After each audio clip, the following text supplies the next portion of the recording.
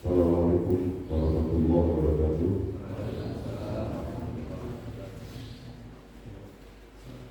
Bismillahirrahmanirrahim. La haula wa la quwwata illa billah. Allahumma shalli ala sayyidina Muhammad wa ala alihi wa sahbihi wa man tabi'ahum. Alhamdulillah. Segala puji bagi Allah dan segala kenikmatan, nikmat kesehatan dan kesempatan. Alhamdulillah kita diberikan usia sehingga sampai hari ini kita bisa menjumpai dengan Allah. Nikmat Islam sehingga kita bisa melaksanakan apa yang menjadi kewajiban kita selaku hamba Allah untuk senantiasa taat kepada Allah wa la jinna wa la insa illa billah.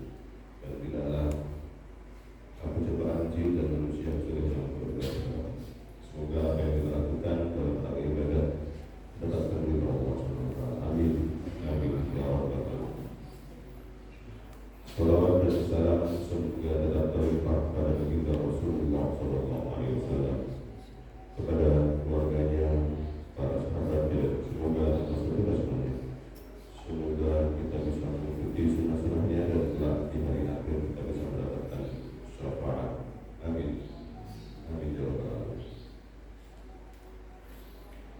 Bapak Ibu sekalian, mulai pagi ini kita akan melanjutkan kegiatan yang sudah kita laksanakan tahun kemarin, yakni menyampaikan hadis.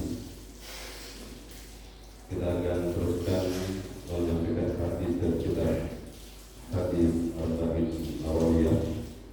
Kita mulai lagi dari hadis yang ke-20. Sehingga kami menyampaikan sebuah hadis dari Rasulullah SAW.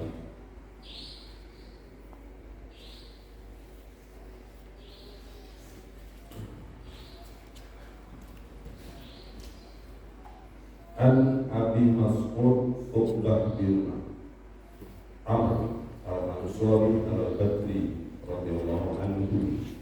Hadis ini diriwayatkan dari Abi Mas'ud, bapaknya Mas'ud, beliau namanya Uqbah bin Amr. Beliau adalah Al-Ansari, jadi orang-orang dari kelompok Ansor.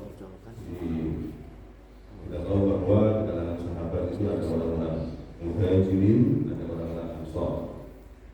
Muhajirin adalah orang-orang yang berhijrah dari Mekah menuju Yathrib, yang dikenal dengan nama Madinah bin Nabi dan Madinah Al-Munawwarah.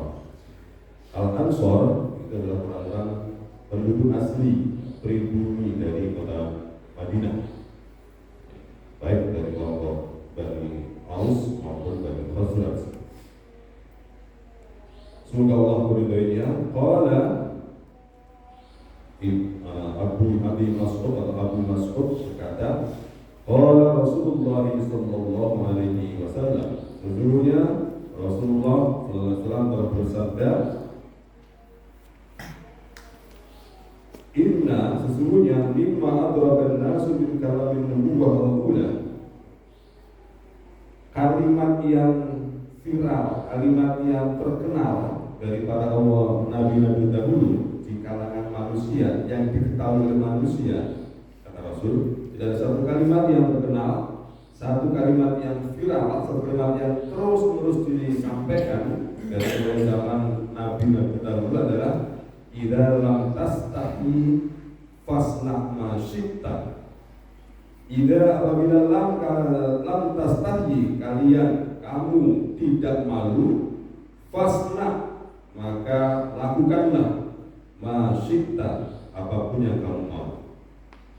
Rawahu Al-Bukhari, hadis ini diriwayatkan oleh Imam Bukhari.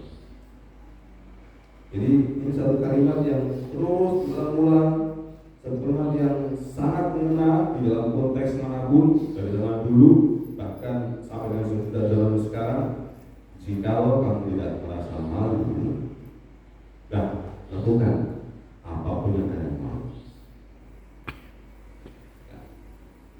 Ayat hadis ini menjelaskan bahwa malu malu itu akan menjadi indikator apakah seseorang itu mau berbuat baik atau tidak.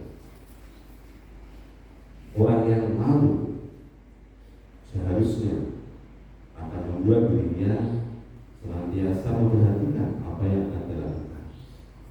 Ketika melangkah, dia akan mempertimbangkan apakah perbuatan itu layak atau tidak untuk dilakukan. Sehingga malu itu menjadi semacam barometer, semacam indikator untuk menunjukkan keimanan seseorang. Karena dengan iman,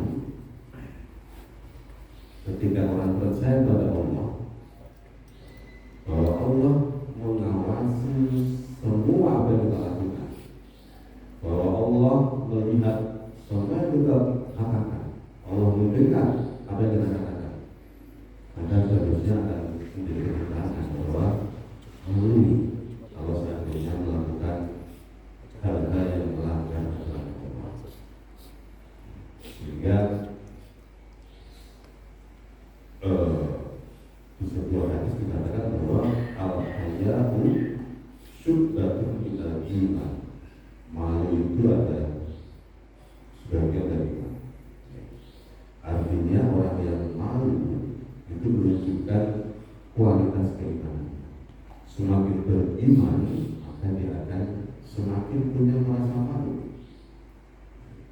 Sebaliknya, semakin dia tidak beriman, maka malunya jadi hilang. Dan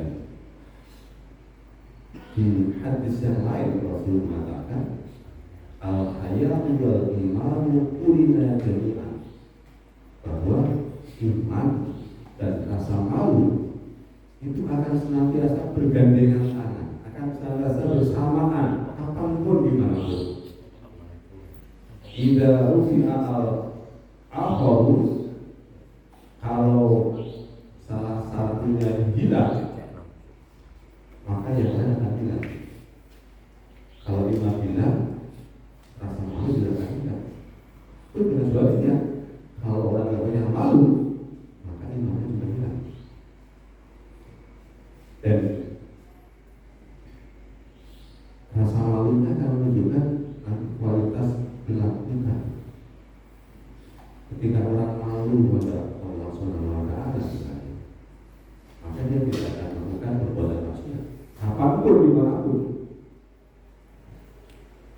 Jadi malu itu membuat orang-orang menjauhi apa yang Allah larang dan akan menjauhi hal-hal yang bisa melanggar hak orang lain dengan malu. Dan persoalan malu ini menjadi persoalan luar biasa saat ini. Banyak orang-orang sudah kehilangan rasa malunya, sehingga kemudian melakukan hal-hal yang sudah melanggar aturan, mengambil orang lain dengan tidak merasa bersalah.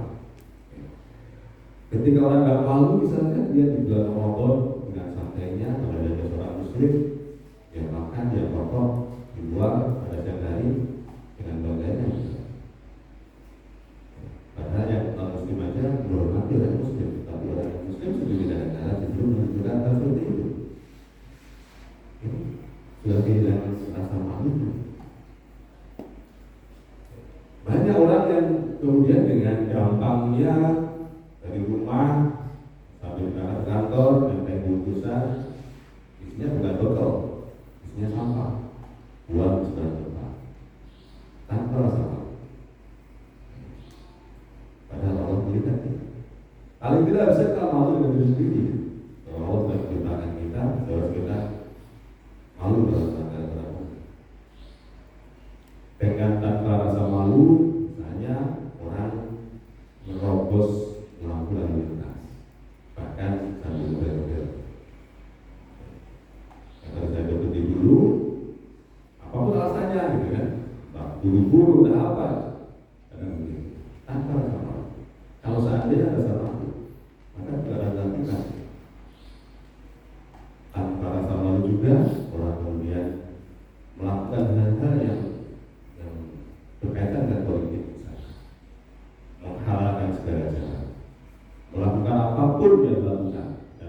lakukan asalkan tujuan dari apa yang dilakukan itu tercapai.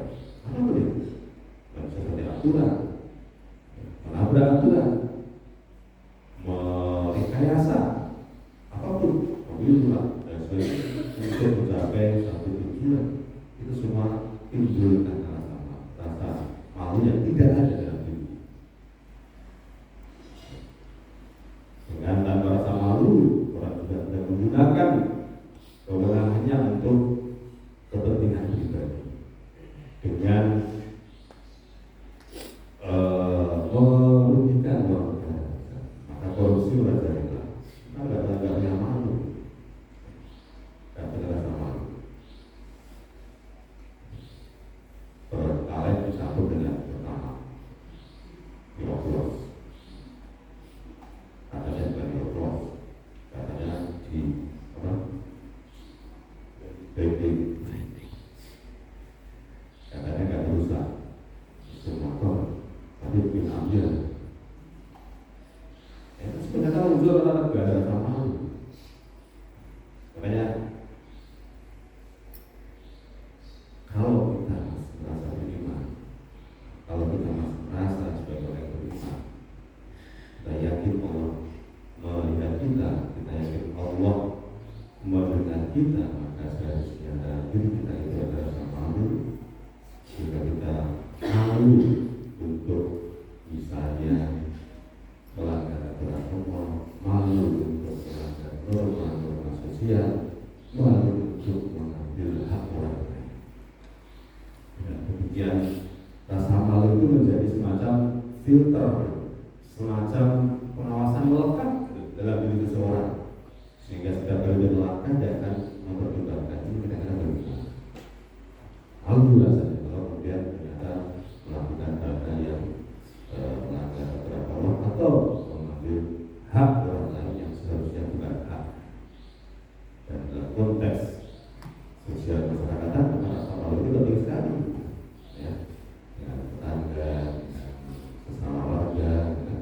Kalau tidak ikut kerja bakti harus malu, kalau tidak ikut rapat RT harus malu, kalau misalnya tidak mengambil hak orang lain, kalau tidak peduli dengan tetangga juga harusnya malu. Ya, sehingga setiap pribadi, setiap insan itu punya cermin, dengan cermin untuk melihat tidak ini layak tidak harusnya tidak terlalu. Dan dalam konteks puasa ini itu kita melatih rasa malu. Meskipun tidak ada yang melihat, meskipun tidak ada yang tahu, kita malu dengan Allah kalau misalkan habis kita sarapan.